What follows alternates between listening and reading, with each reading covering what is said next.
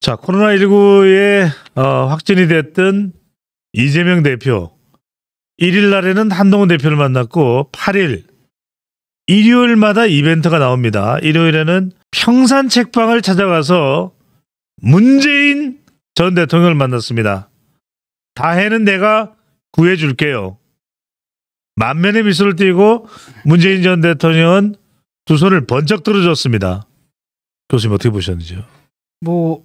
그 사법 리스크를 위한 일단은 방탄 동맹을 좀 맺으러 내려간 거죠. 아하. 사실 한동안은 썰렁했었거든요. 냉랭하지 않았습니까? 문재인을 피의자로 적시한 후로도 한동안은 한 며칠 동안 썰렁하더니 그 다음부터 좀 움직이기 시작해가지고 지금 뭐 대책 끼고 뭐 TF 팀도 꾸린다라고 얘기를 하는데 예. 이게 힘이 실려 보이지는 않아요. 아. 민주당한테 가장 중요한 것은 왜냐하면 자기들이 앞으로 쓸 수 있는 카드가 이재명이라고 생각하잖아요. 예. 근데 문제는 이미 지나간 물이거든요.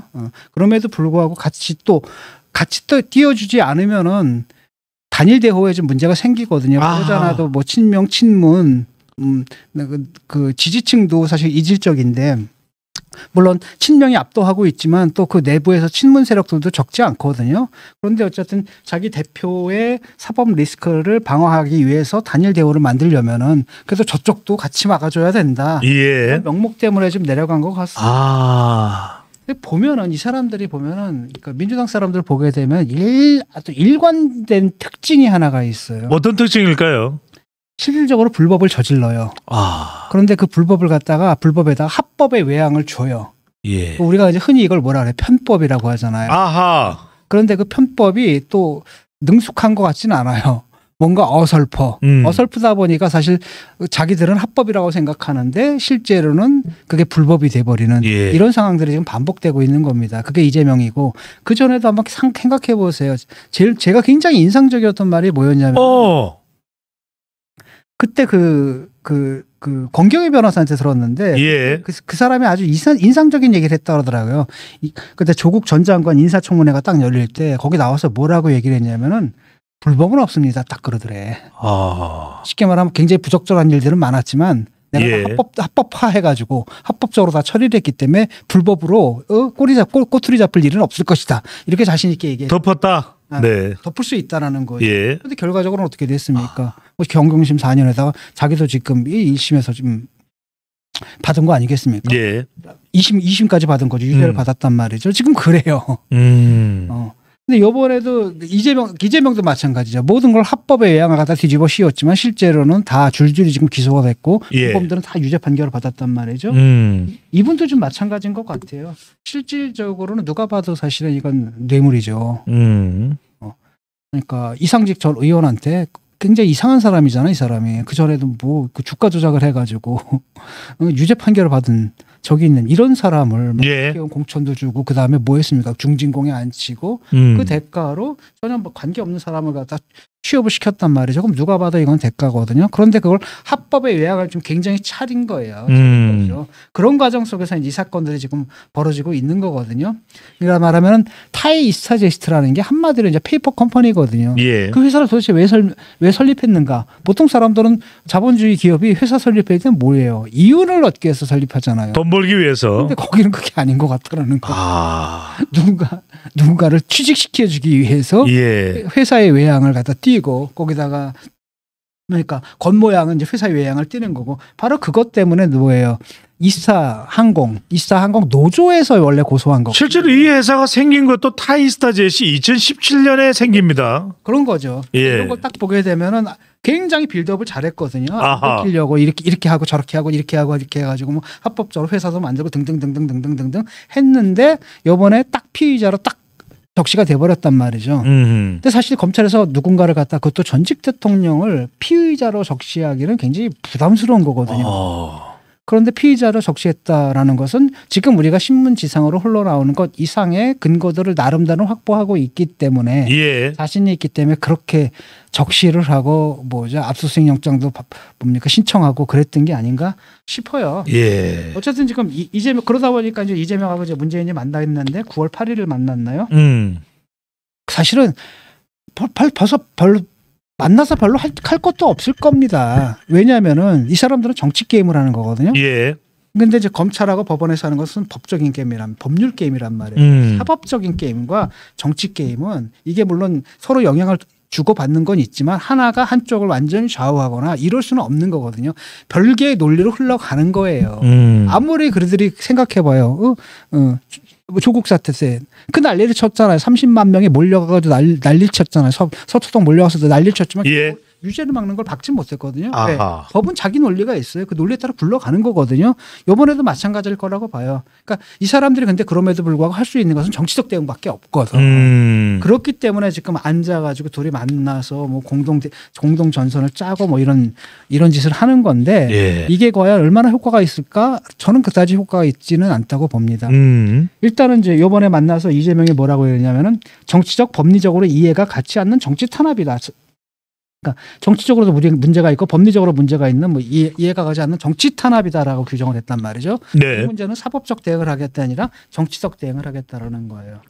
문재인 대통령은 뭐라고 얘기를 했냐면은 뭐 이건 정치적 보복 수사다. 예. 정치 보복성 수사다. 그리고 나는 여기에 당당히 임하겠다. 라고 하는데 이 당당히 임한다라고 하면 사법적 대응을 당당하게 해야 할 일이지. 그게 아니라 정치적 대응을 하겠다라는 얘기죠. 심지어는 윤석열 대통령을 가리킨 걸로 봅니다. 준비되지 않던 대통령으로 직격을 해버렸습니다. 그렇죠. 그래서 크게 이제 두 가지가 있는데 예. 일단은 민주당에서는 그래서 전 정권 정치탄압 대책위원회 뭐 TF팀을 꾸리고 반면에 이제 국힘에서 뭐라 그러냐 사법 리스크 등 이걸 갖다 막기 위한 방탄 동맹이다. 그다음에 뭐라고 그랬더라? 꼼수 회동이다 이제 이렇게 하는 거죠. 사실 그런 측면이 있죠. 지금 방탄 동맹이 이제 꼼수 회동을 좀 하고 있는 건데 거기서 좀 전에 말씀하신 게 제가 볼 때는 핵심이라고 보거든요. 문재인 뭐라 그러냐 준비 안 된 대통령이 집권해서 나라가 혼란이. 그래서 민주당은 뭘 해야 되냐? 재집권을 준비해야 한다. 예. 이거라는 거죠. 그러니까 결국은 뭐냐? 지금 사법적으로는 가망이 없단 말이죠. 사법적으로 가망이 없을 경우에는 유일한 희망은 뭡니까? 정권 재창출이죠. 그러니까 법적으로 불가능하니까 법적으로 대응 불가능하기 때문에 정치 권력을 다시 탈환하는 것을 통해 가지고 문제를 해결하겠다는 의사를 아주 돌려서 이렇게 노골적으로 네. 준비 안 된 대통령 집권에서 혼란이다. 그럼 지금 뭐 하라는 얘기예요 지금? 예. 민주 재집권 준비해야 된다. 그다음에 그 사이에는 아마 이제 탄핵 이런 게 이제 들어가겠죠.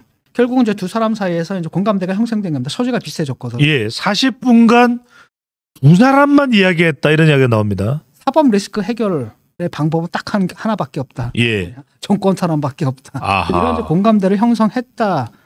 그게 이제 문재인 대통령의 이런 발언으로 나타나는 게 아닌가 싶습니다. 예. 교수님 일각에서는 지금 이런 질문을 하는 사람도 있습니다. 이번에 이른바 문다의 구하기로 문재인 전 대통령을 압박해서 김경수와 김동연을 동시에 주저앉히겠다 이런 전략으로 봐도 됩니까? 그거는 너무 멀리 간 거 아니에요? 제가 볼 때는. 왜냐하면 내가 볼 때는 문다혜는 이번 사건에서 크게 다칠 건 없을 것 같거든요. 예. 돈 받은 것뿐이잖아요. 증여세 포탈 정도인데 증여세라는 것은 증여하는 사람들이 아마 처벌을 받는 걸로 알고 있고 받은 사람보다는. 예. 그다음에 그것도 이제 세금에 관한 것이기 때문에 뭐 징역형이나 이런 게 나오지는 않고 보통 뭡니까 벌금형은 맞고 그다음에 뭡니까 추징당하잖아요. 세금 추징당하고 뭐 이런 거 아니겠어요? 이거 외에는 그다음에 취직한 게 또 누굽니까? 자기도 아니고 누구예요? 전 남편이란 말이죠.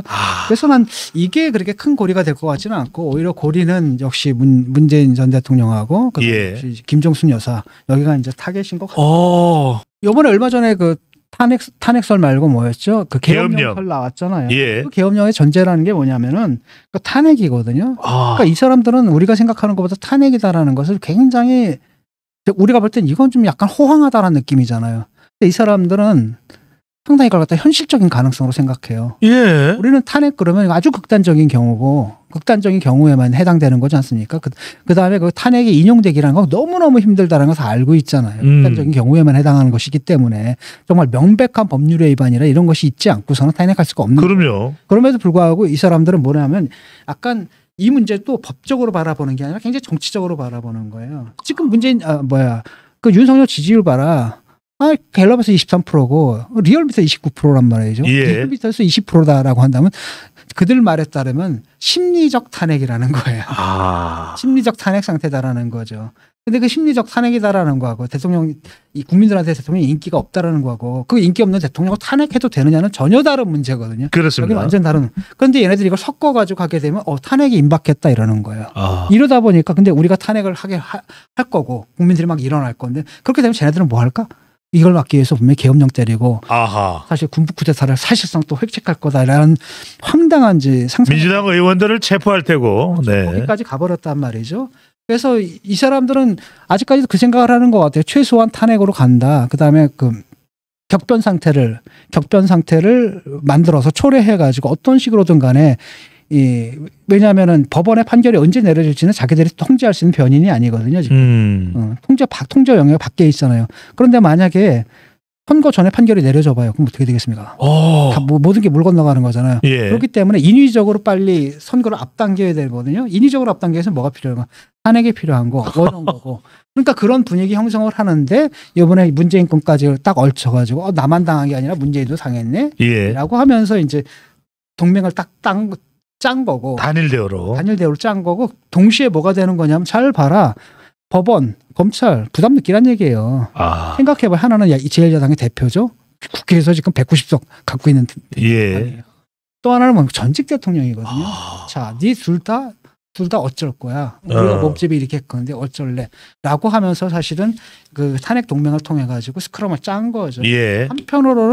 한편으로는 뭐냐면은 법원과 그다음에 검찰한테 압력을 가하고 정치적 압력을 가하고 그래서 수사에 이제 지장을 초래하는 거죠. 수사를 제대로 못하게끔 압력을 가하는 동시에 또 다른 한편으로 조금 더 우리가 볼 땐 비현실적이지만 예. 그들은 상당히 현실적이라고 생각하는 그런 탄핵 분위기 같은 걸 만드는데 같이 만들자. 근데 이렇게 되면 이제 결국 어떻게 되냐면 그 전까지만 해도 친명하고 비명 사이에 무슨 갈등이 있을 거고 뭐 예. 10월 이후에 막 갈라지고 막 그러니까요. 이런 거 있잖아요. 근데 일단은 단일 대우가 만들어진 거예요. 예. 그리고 또 이번에 또 누가 연루됐냐면 조국이 또 연루된 거예요. 민정수석이었거든. 예. 민정수석이 자기도 연루된 거고 자기 일이 돼버린 거거든요. 이러다 보니까 조국 혁신당이 이제 또 그 민주당하고 또 다 같이 또 붙어가지고 같이 이제 공동 대응을 하는 거죠. 그래서 결국은 뭐냐 이걸 이용해서 일단 사법 레이스를 공동 대응한다. 그다음에 이걸 어디로까지 발전시키느냐 탄핵 공세로까지 발전시키고 예. 그다음에 되도록 같은 조기 대선이 되게끔. 잠깐만요, 교수님. 그렇다면 이것이 방탄 동맹이 아니라 탄핵 추진 동맹. 그렇죠. 탄핵 동맹이고 방탄은 못해요. 예. 나름대로 이제 방탄을 한다고 하는데 그건 뭐냐면 그 법원이나 검찰에서 느끼는 심리적인 압박감, 부담감 정도가 되는 걸 뿐이고 예. 이 절차를 막지 못하거든요. 탄핵을 하거나 아니면 어쨌든 간에 그 판결을 갖다 늦춰가지고 일단 대선 이후로 늦추는 거. 그래서 정권을 재창출하자. 이걸 위한 일제 동맹을 갖다 싼 거죠. 예. 그런데 이제 이게 과연 힘을 받을 수 있을까 싶은 게 일단은 판결이 나와요. 이번에 9월 20일 마지막이거든요. 그렇습니다. 보통 그 결심 공판 난 다음에 한 달 정도 후에 이제 판결이 내려지면 10월 20일경에 나온다는 얘기예요. 예. 그런데 많은 전문가들이 지금 법조계에 있는 많은 사람들이 이건 유죄고 그다음에 유죄가 나올 경우에는 사실은 당선 무효에 해당하는 것이 나올 거다라고 예상하는 사람들이 다수거든요. 그 두 번째로는 뭐냐면 그 문재인은 어떠냐? 문제는 사실 관심사가 그들도 져서 별로 없거든요. 그다음에 수사가 이게 또 굉장히 오래 갈 겁니다. 예. 오래 갈고 그다음에 그 실망감들이 이제 표출이 되는 거죠. 실망감들이 이제 표출이 되면서 왜냐하면 야 이게 문제도 결국은 그때 소문으로만 돌았던 게 수사에 따르면 이제 나올 거 아니겠습니까? 그래서 수사 결과가 나오고 하니까 그 동력을 받기가 힘들다라는 겁니다. 아니, 정치적 탄압이다라는 것도 한두 번이지. 노무현 때까지는 그게 또 먹혀요 어느 정도. 예. 왜냐하면 노무현 때는 옛날에 사실 정치인들 다 그거 했거든. 그렇잖아요. 그래서 줄어든 거였거든. 그러니까 그 전까지만 해도 뭐랄까 암묵적인 룰이 있어요. 예컨대 김영삼 대통령이 김대중 안 건드렸거든. 예. 김대중 대통령이고 덮어줬잖아요. 김대중도 김영삼은 덮어줬단 말이죠. 예. 그런 게 있었단 말이죠. 근데 그게 깨진 게 사실 노무현 때 깨진 거예요. 그러니까 노무현 때도 그 논두렁 시계 그게 문제가 아니거든요. 시계를 받은 건 사실이고 시계만의 문제가 아니라 사실은 박연차로부터 굉장히 큰 돈들을 많이 받았단 말이에요. 그때도 딸이었나요? 정현 씨였나요? 네. 그때도 그렇게 됐던 거고 그게 뭐 띠지 둘린 돈이 사진까지 찍혀서 그런 상황이었거든요. 근데 이걸 갖다 쟤네들 논두렁 이걸 확 덮어버리는데 실제로 있었던 사건이에요. 예. 다만 문제는 뭐냐면 그때까지만 해도 그 암묵적인 불문율이 있었는데 그게 이제 깨졌다. 이런 건 있었거든요. 근데 예. 어쨌든 그 사건 이후로 우리가 그냥 투명해져가지고 국민들의 기준이 달라진 거예요. 부패를 바라보면 기준이 달라진 거거든요. 이런 기준에서 바라볼 때는 이건 말도 안 되는 것들이죠. 예. 이걸 갖다가 또 하고 조국 때 한 번 써먹었죠. 그다음에 요번에 또 이재명 때 또 한 번 써먹고 그 전에 또 뭡니까 한명숙 때 또 써먹고 나올 때마다 써먹고 한단 말이죠. 근데 요번에 또 문재인까지 또 써먹어. 그런데 지금까지는 먹힐지 몰라요. 왜냐하면 검찰에서 흘러나오는 얘기들이 아직은 추상적이고 내가 지난 시간에 얘기했듯이 지금까지 흘러나온 거 가지고는 사실은 기소가 될지 안 될지도 잘 모르고 그다음에 법정에 가면 굉장히 큰 논란이 있을 정도. 예. 근데 어쨌든 검찰이 피의자라고 적시했을 경우에는 뭔가 다른 걸 갖고 있기 때문에 작성했다는 거고 그게 이제 슬슬 흘러나올 거라는 거예요. 예. 그렇다면 또 분위기가 또 달라질 것이거든요. 그래서 나는 이들이 이제 이걸 짠다 한들 이게 이제 얼마나 통할까라고 했을 때 저는 회의적이에요. 그냥 지금은 그냥 단발말적으로 하는 거고 진짜 리스크는 뭐냐면 윤석열이에요. 대통령이 잘하면 돼. 이 사람들이 이렇게 말도 안 되는 짓을 하면 할 수 있는 이유가 바로 뭐냐 대통령 때문이거든요. 예. 그러니까 대통령이 잘하면은 이 사람들이 이걸 보고 용서 안 한다고. 대통령 지지율이 높았다면 오히려 분노가 그렇죠. 더 쓰나미처럼 왔을 텐데. 하는 거예요. 근데 대통령이 못하게 되면 그래도 그 저 대통령을 견제하거나 대통령 심판하려면 뭐가 필요한데 그래도 얘들밖에 없지 않냐라고 하니까 국민들도 이렇게 되는 거라는 거예요. 그러니까 이 문제거든요, 사실은. 그래서 난 본질은 오히려 대통령실. 알겠습니다. 자, 그런데 그렇게 희낙낙할 일인가? 바로 아까 말씀하셨던 그 빼박캔트 벗어날 수 없는 바로 문재인 전 대통령에 대한 수사. 자, 어떻게 보시는지요, 교수님?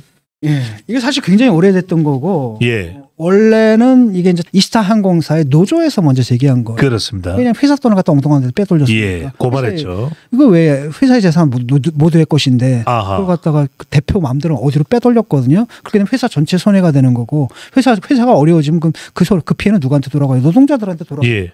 노조에서 당연히 이제 고소를 한 거고. 그다음 또 다른 한편은 이제 곽상도 의원이 그때 이제 문제 제기를 했었거든요. 이게 좀 이상하다. 의혹 제기를 했는데 그때 유야무야가 됐다가 현 정권 들어오면서 이제 수사가 본격화되면서 일이 터진 거죠. 그러니까 핵심적인 건 바로 뭐냐. 그때는 배임 혐의였거든요. 지금 이제 문다혜가 또 발끈해가지고 뭐라 그러면 이쯤 가면 막가자는 거죠. 그러니까 노무현 프로그램을 갖고 오겠다라는 거예요. 예. 그러니까 노무현 대통령 당했잖냐. 그때 우리가 막아주지 못해서 지몬미 지켜주지 못해서 미안하다가 거기서 나오는 말 아닙니까? 지몬미 이것 때문에 우리가 당하지 않았느냐. 네. 마찬가지다라는 거죠. 노무현 자리에 이제 누가 있는 겁니까? 이제 문재인이 있는 거고. 그러니까 이제는 노무현의 복수를 할 때가 됐다. 그래서 뭐냐? 더 이상 참지 않겠다. 이렇게. 예. 자기가 안 참으면 뭐 할 건데? 그러니까 이게 뭐냐면 하나의 이제 그 정치적인 캠페인을 벌이겠다라는 겁니다. 예. 싸움 캠페인을 벌이겠다. 민주당에서도 그 이야기를 지금 하고 있습니다. 예. 이번에는 우리가 지켜줄게요. 근데 이제 지금 또 여러 가지 해명들이 지금 나오고 있잖아요. 문다혜에 대해서. 예. 문다혜 건도 가장 큰 건 이제 2억 5천이에요. 그러니까 출판사에서 2억 5천을 받은 거야, 계좌로. 아니 출판사에서 어떻게 2억 5천을 야 정말 이거 같은 출판사입니까? 네. 지난번에 그 운명을 냈던 예. 그 출판사거든요. 근데 이게 정말 몇십만 부 팔리는 그 몇십만 부 팔리는 그 베스트셀러 중에 베스트셀러가 되지 않으면 인세로 2억 5천 받는다는 건 불가능한데 이건 물론 자기 책 쓴 적이 없으니까 인세는 아닌 거죠. 예. 이 2억 5천이 도대체 왜 당신한테 갔느냐 알았더니 이제 해명이 슬슬 나오는 거거든요. 아니 출판사에서 어떻게 2억 5천이 와 말이 되는 소리를 해야지. 그랬더니 한다니까 1억은 인세가 문에게로 다시 갔다. 그럼 인세였다는 얘기잖아요. 무슨 이야기죠? 그러니까 나 그게 이해가 안 가는. 아니 인세는 문계좌에다 쏴줘야 되거든. 왜냐하면은 그건 국세청에서 기산을 그렇게 해요. 그렇죠. 세금 떼고. 세금 떼고 하기 때문에 반드시 그한테 해줘야 되거든요. 지금 나도 내일 강연 가잖아요. 그럼 제일 먼저 요구하는 게 내 계좌 그 사본 있죠. 사본을 예. 보내줘야 되는 겁니다. 왜냐하면 그 사람들 그 처리를 해야 되거든요. 네. 그런데 이걸 갖다 1억이나 되는 돈을 갖다 갑자기 문다혜한테 넣어주고 문다혜가 다시 그쪽으로 넣어준다? 이게 도대체 뭐야? 쓰리 쿠션입니까? 이게 쓰리쿠션 이게 말이 예. 되냐는 거죠. 그다음에 나머지는 또 뭐냐 한 1억 정도는 뭐냐 그 디자인 작업에 대한 하하. 야 이렇게 돈 주는 회사가 어디 있습니까? 2억이면 이건 엄청난 거거든요. 말이 되는 예. 걸 해야지. 따지고 보니까 그 문재인 전 대통령 아들도 디자인 쪽 아닙니까? 아니 그러니까 아들은 그냥 아티스트인데 아들은 그냥 멀쩡한 작가예요. 내가 작품 예. 봤는데 아들에 대한 공격은 좀 부당해요. 알겠습니다. 그냥 제가 봤는데 작품 나쁘지 않아요. 괜찮아요. 아하. 그리고 그 정도는 받아요. 보통 모든 작가들이 그런 거 받거든요. 예. 그래서 거기서 특혜 받았다고 좀 볼 수 없는데 문다혜 거는 좀 이상해요. 이거는 그다음에 또 한 단어가 뭐냐면 채무 변제다. 차라리 이 말만 하지. 이거 뻔한 얘기잖아요. 뇌물 줄 때 다 사람들 어떻게 해요? 예. 내가 2억 딱 주고 뇌물이야 딱 하는데 나중에 네. 들키면 어떻게 돼? 큰일 나죠. 그러니까 뭘 적어? 빚값, 차용증. 이런 거 네. 단어로 써가지고 나중에 들키면 빌린 거예요. 빌린 거예요 하면서 조금 네. 이자 좀 주는 척하고 여기 예. 마찬가지로 다 변제 못했다고 하잖아. 예, 예. 변제 중이고 다 변제 못했다. 지금 이렇게 하는 얘기인데 이 예. 해명 중에 어느 하나라도 납득되는 해명이 있냐라는 거예요. 제3자 변제한도 아니고 네. 아니 출판사에서 왜 돈을 빌려? 딴 데서 빌려야지. 예. 은행에서 빌리든 뭘 하든 간에 빌리면 빌릴 수가 있는 건 지 아버지한테 빌리든지 엄마한테 빌리든지. 예. 아니 출판사에서 돈 빌려주는 출판사. 운명이라고 생각했을까요? 나 그건 황당하다라는 겁니다. 이게 예. 그러니까 이게 해명들이 말이 안 되는 거죠. 예. 그리고 또 하나가 이제 5천만 원이잖아요. 아, 저희 좀 꼭 알았으면 좋겠어요.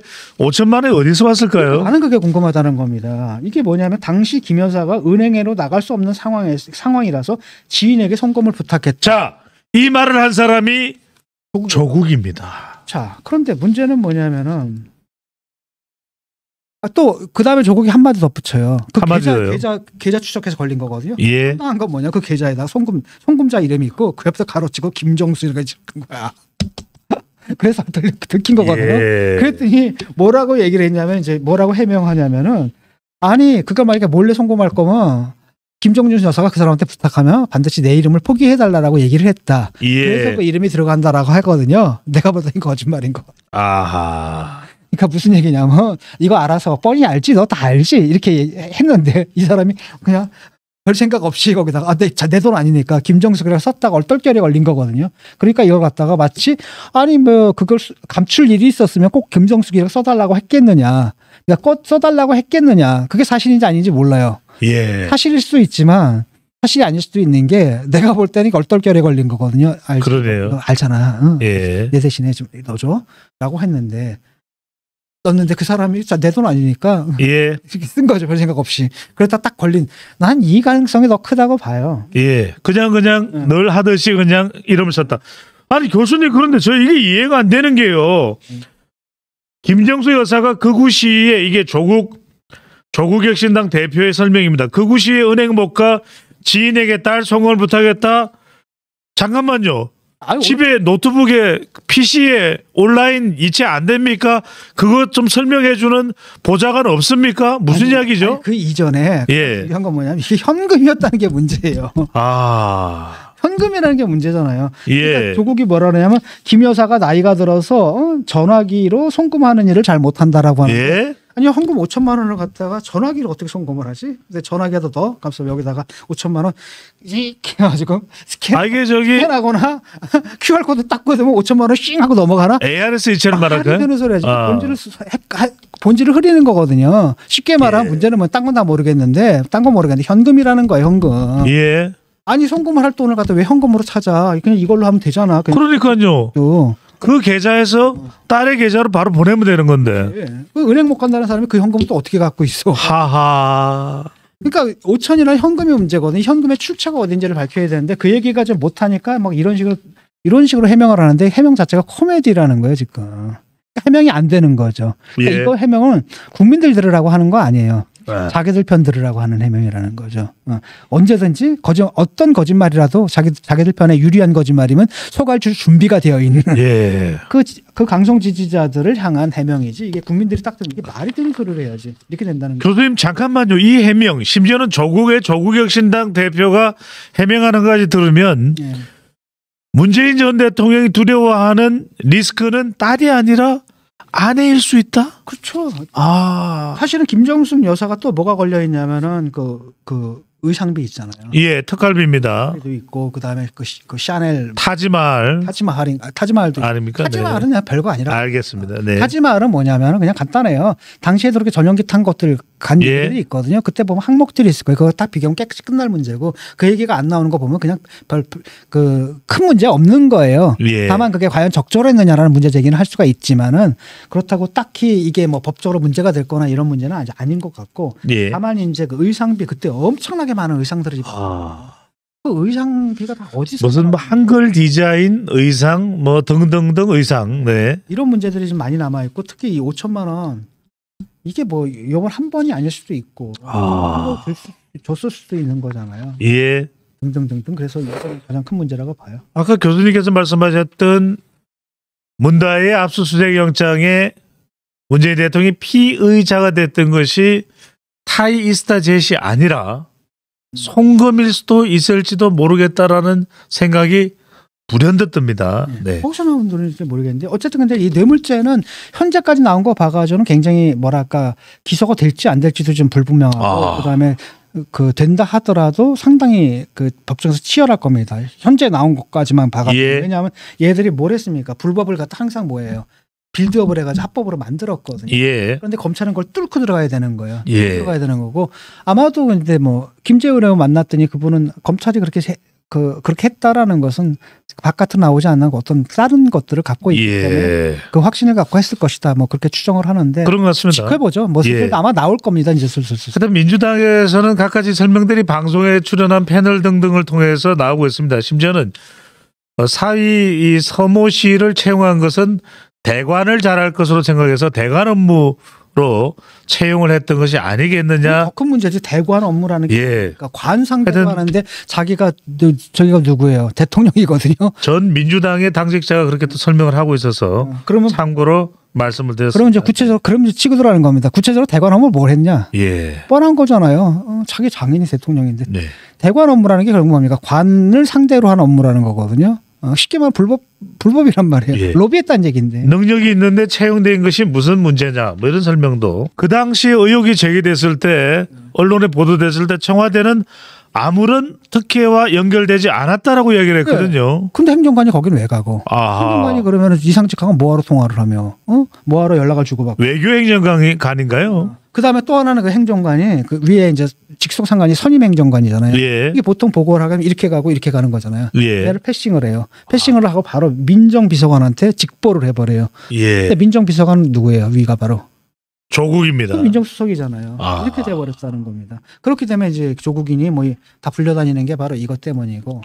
근데 불려간 사람들이 다 뭐라고 했어요? 다 모른대요. 다 모른다? 대답할 수 없다라고 지금 묵비권을 좀 행사하고 있는 중이죠. 그것도 황당하잖아요. 해명하면 될 거 아니야. 아무 문제가 없으면. 그런데 다 요번에 이제 불려나간 사람들이 있거든요. 예. 누굽니까? 박석구 이 사람? 타이이스타 젯의 대표였습니다. 이 사람도 요번에 이제 증인심 공판 준비를 위해서 공판 전 그 증인신문이라는 게 있거든요. 예. 박석훈과 이 사람 대답할 수 없다. 그다음 조현옥 청와대 민정비서수석 이 사람은 아예 응하지도 않았고 이 사람도 응하지 않았고 그다음에 문재인 대통령도 안 왔어요. 예. 이상직만 응했는데 의상직만 화상으로 응했는데 하고 싶은 말 있으면 하세요. 그랬더니 할 말 없습니다. 아무도 얘기 안 했다라는 겁니다. 지금 얘기를 안 하고 있다는 거죠.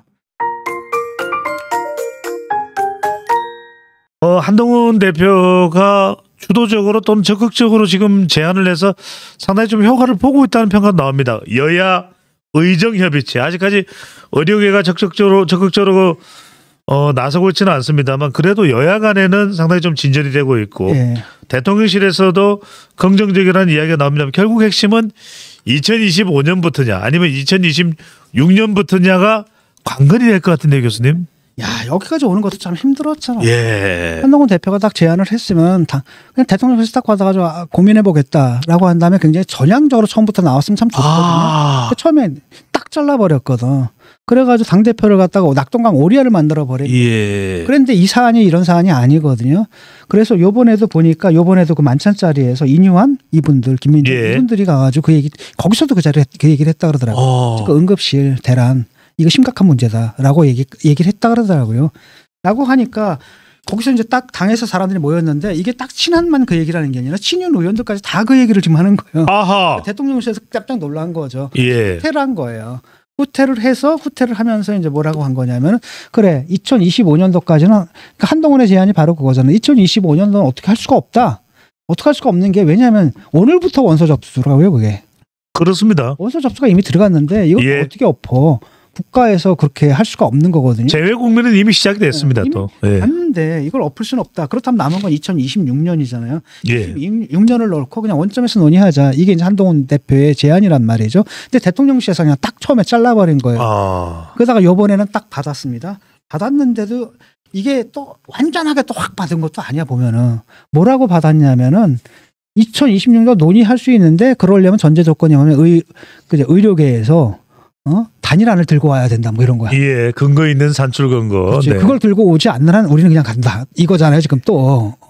이러니까 약간의 또 뉘앙스 차이가 있는 겁니다. 그럼에도 불구하고 일단은 후퇴했단 말이죠. 후퇴해가지고 한동훈 대표의 말을 좀 안을 받아들인 거고 거기에 또 이제 민주당도 지금 호응을 했단 말이죠. 그래서 여야 의정 협의체를 구성하기로 했는데 지금 아직 의의가 안 들어온 거예요. 예. 여야 정은 됐어요. 근데 아직 의의가 좀 들어오지 않은 거란 말이죠. 여기에 대해서 이제 어쨌든 그럼에도 불구하고 이게 이제 출발을 했다라는 것은 일단 대표로서 자기 뜻을 관철시킨 거잖아요. 예. 그래서 전반전에서는 이제 득점을 한 거예요. 근데 이제 나중에 이제 후반전인데 후반전에서 성과를 내야 되는데 이 성과는 두 가지가 있거든요. 정말 의사까지 끌어들여 가지고 정말 합의를 이뤄내는 게 이건 대승하는 거죠. 정말 대승하는 건데 그게 안 된다라고 한다면 최소한 명분을 쌓아야 되거든요. 우리는 할 수 있는 데까지 다 했는데 의사들이 거절한 거다. 의사 집단이 거절한 거다라고 해서 국민들이 딱 판단했을 때 이건 그럼 정부 책임이 아니라 또는 여당 책임도 아니라 저 의사 집단의 책임이네라는 것까지를 보여줄 정도로 정말 성의 있게끔 모든 걸 다 했을 때 모든 걸 다 줬다라는 것까지 보여줄 때 왜냐하면은 이게 결국은 뭐냐면은 뭐 모든 개혁에는 고통이 따른다라고 얘기를 하더라고요 그 사람들이. 그래서 내가 딱 질문한 게 뭐냐면 누구의 고통인데 니들 고통이냐? 아니잖아. 누구 고통이야? 국민의 고통이잖아. 그럼 이 사안을 판단은 누가 해야 되는 겁니까? 국민들이 해야 되는 거거든요. 예. 국민들이 딱 봤을 때 이건 딱 우리가 봤는데 이건 우리가 봐도 정말 명백하게 의사들 책임이다 라고 했을 경우에는 그때는 국민들이 고통을 당하면서도 참아요. 그럼에도 불구하고 이건 해야 되는 거구나.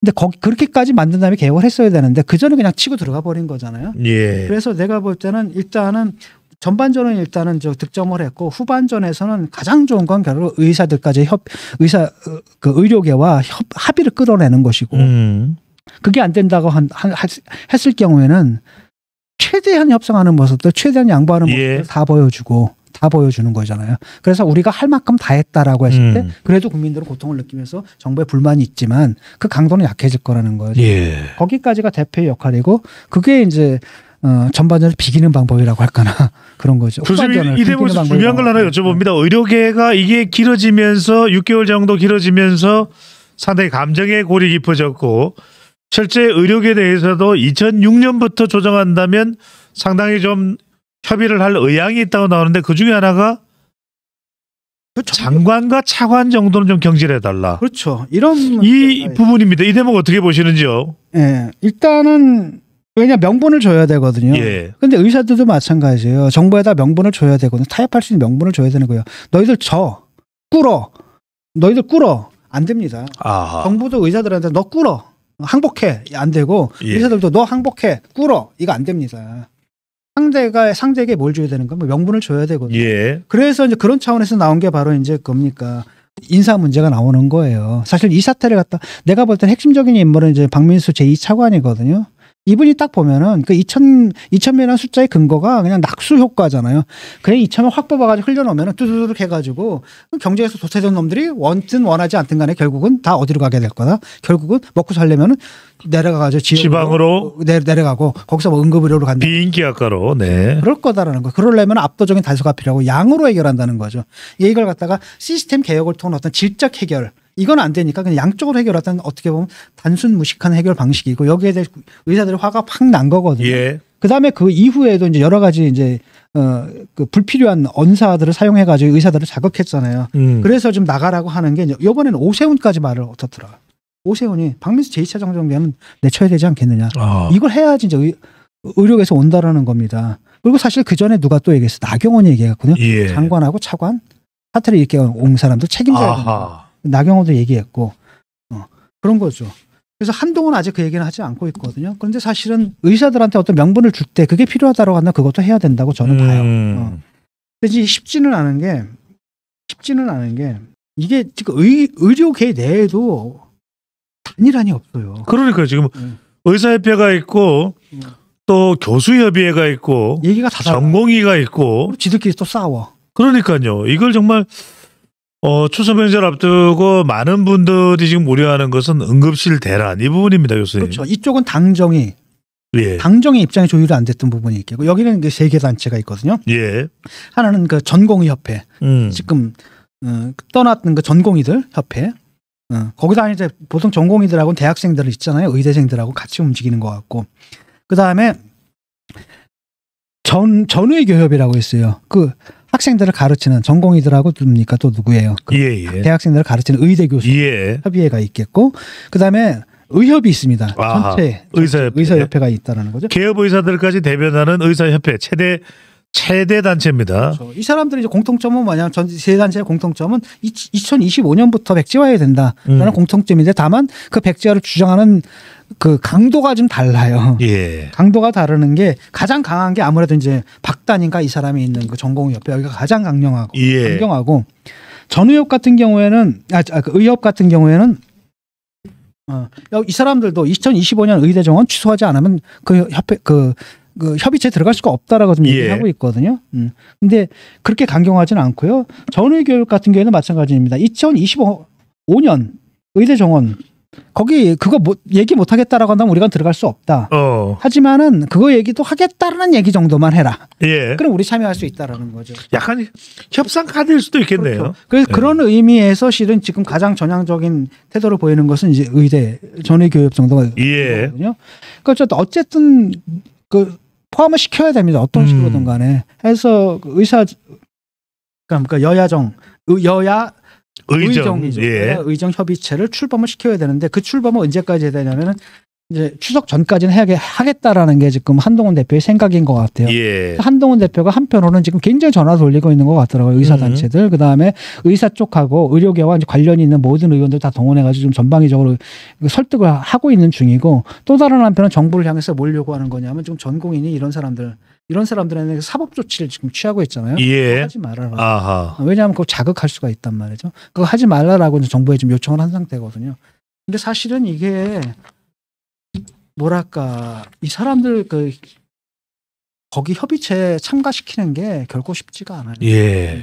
근데 의사들도 2025년은 어떻게 할 겁니까 이거는 2025년 이미 나간 거잖아요. 대혼란이죠. 대혼란이 오니까 네. 이건 한다 하더라도 적어도 2026년부터 그다음에 하나도 안 된다라는 태도는 안 되거든요. 왜냐하면 국민 대다수가 그걸 원하지 않고 그다음에 그들의 논리가 말이 안 되거든요. 예. 라고 한다면은 좀 합리적인 얘기를 해야 되죠. 무조건 우리는 안 돼. 우리는 의사야. 우리 힘이 있어. 뭐 우리가 응급실 그냥 마비시켜보면 너희들은 어쩔 건데. 역대적으로 우린 계속 그랬잖아. 역대 정권 우리 한 번도 이긴 적 없어. 우리가 이겨왔어. 이런 식의 우리의 특권 의식들. 예. 그다음 또 다른 한편으로는 의사들의 수가 늘어나게 되면 결국 분모가 늘어난다는 얘기잖아요. 예. 사과 100개가 이제 3사람이 나눠 먹는 거하고 사과 100개가 이제 10사람이 나눠 먹는 거하고 누가 더 많이 차지해요. 그런 거잖아요. 그러니까 분모 늘리지 말란 얘기거든요. 부모 늘리지 말란 얘기인데 그런 식의 자기들의 어떤 폐쇄된 집권 일종의 옛날에 중세의 길드와 같은 옛날에 그 직공조합이 있었잖아요. 특권 세력으로. 이런 식의 그거는 좀 아니지 않나 싶거든요. 예. 그런 건 좀 아니고 참 중요한 말씀을 해주셨습니다. 네. 양보를 좀 했으면 좋겠습니다. 그래서 추석 전에 내가 볼 때는 객관적으로 추석 전에 협의체가 출범하기 힘든 것 같고 그 다음에 심지어는 박단 전공의협회 같은 경우는 뭘 하냐면 의협 회장 물러나라고 얘기를 해요. 왜냐하면 이거 의협 애들은 저거 약간만 뭡니까 사탕 하나 던져 좀 물 것 같다라는 거예요. 당근을 물 것이다. 그러니까 절대 참여하지 말라라고 지금 얘기를 하고 있는 거거든요. 지금 박단 전공의 협의회장은 차단해야 된다. 박단 차단 이런 얘기가 나옵니다. 그런 상황이기 때문에 사실은 협의체가 뛰긴 힘든다 하더라도 예. 문제는 뭐냐면 이게 성공을 하든 안 하든 간에 일단은 뭐랄까 국정을 책임진 집권 여당의 대표로서 민심을 전달하는 역할을 해야 되고 그다음에 적어도 정부로부터 뭡니까 양보를 끌어내야 되는 거고 또 다른 한편은 뭘 끌어내야 되는 겁니까? 의사들 의료계로부터 또 양보를 끌어내고 그런 노력들 소통의 노력들을 열심히 하고 그게 성공하든 실패하든 간에 끝까지 하는 모습들을 보여주는 건 굉장히 중요하다고 봐요. 그게 정치 아니겠습니까? 저는 그게 득점 포인트라고 생각합니다. 실질적으로 성과를 거두기 좀 힘들지 않을까 그렇게 예상을 해요. 예. 윤석열 대통령은 지난달 29일 국정브리핑 및 기자회견을 하기 이전에 30일 금요일 날 한동훈 대표와 만찬을 한다고 밝혔습니다. 하지만 하지 않았습니다. 추석 이후로 연기한다고 했습니다.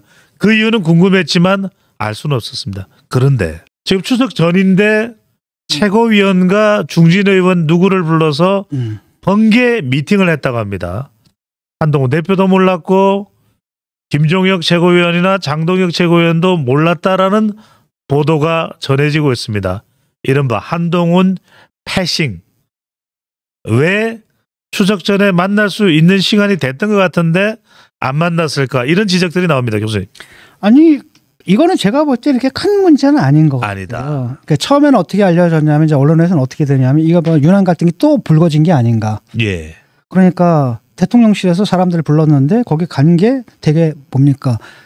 친한 게 하나도 안 부르고 친윤계만 불렀다. 아. 거기 이제 참석한 사람 이름들이 지금 나왔거든요. 예. 이니환 최고위원하고 김민전 최고. 보통 친윤계라고 얘기를 김민전 의원은 또 아니라고도 이야기했다고 합니다. 그다음에 또 윤상현. 예. 뭐 이세 사람 정도가 나오거든요. 그리고 반면에 이제 뭐 그 장동혁이라든지 이런 식의 친한계 최고위원이나 의원들은 초대를 못 받았다라는 건데 예. 문제는 뭐냐면 거기서 딱 하나만 보면 돼요. 김재원 의원이 빠졌잖아요. 아. 만약에 이게 딱 보면 사실은 이제 윤상현 의원 같은 경우에도 그때 이제 경선 과정 속에서 사실은 약간 뭐예요. 원희룡과 약간 뭐가 됐습니까? 원희룡과 어쨌든 굉장히 애매모호했거든요. 예. 애매모호했는데 약간 그 원희룡이 옛날에 뭐 했대? 대선 때 약간 그 러닝메이트 비슷하게 윤석열 후보가 러닝메이트하게 비슷하게 놀았던 그런 측면이 좀 있었고 지난 대선에 그런 모습이 있었습니다. 그래서 윤상현 의원이 뭐 들어가긴 했는데 이분도 딱히 무슨 그다지 이렇게 친윤이다라고 보긴 좀 애매모호한 부분이 좀 있잖아요. 전당대회 때는 자기도 윤씨다 그런 이야기는 했습니다. 그러니까 가장 한동훈 아마 가장 싫어하는 사람이 아마 김재원 의원 같은데 이제 예. 이분은 옛날에 보니까 당했더라고요. 아. 그쪽에 수사를 당해가지고 기소도 당하고 그래서 법원에 가가지고 1심, 2심, 3심 다 무죄 받아가지고 근데 당한 거에 대한 약간 개인적인 이런 것들이 좀 있는 것 같아요. 아하. 이제 윤석열 팀에게 당한. 예. 아마 그것 때문에 그런 것 같은데 그럼에도 불구하고 김재원 의원이 이제 얘기하기를 자기도 못 받았다라고 얘기를 하거든요. 라고 한다면 우리가 생각하듯이 뭐 친윤, 친한 이런 건 아닌 것 같고 그들이 해명하는 것처럼 그냥 뜻맞는 몇몇 사람들이 대통령실에 연락해서 밥 한 번 먹읍시다 그랬어요. 말 그대로 번개였다. 흑기 해가지고 한 번개에 불과했다. 예. 아직 지금까지 나온 걸로 봐서는 저는 이게 맞는 것 같아요. 예. 왜냐하면 만약에 불렀다라고 한다면 정말로 그냥 딱 하려는 아하. 김재원 의원 같은 강성들 딱 불러가지고 제대로 무슨 뭡니까 당내에서 난장판 치는 방법을 알려준다라든지 그랬을 때 예. 그런 의도가 있었던 것 같지는 않고 그 다음에 이제 뭐 만찬이 미뤄졌는데 그건 추석 이후에 지금 정신 없거든요. 왜냐하면 예.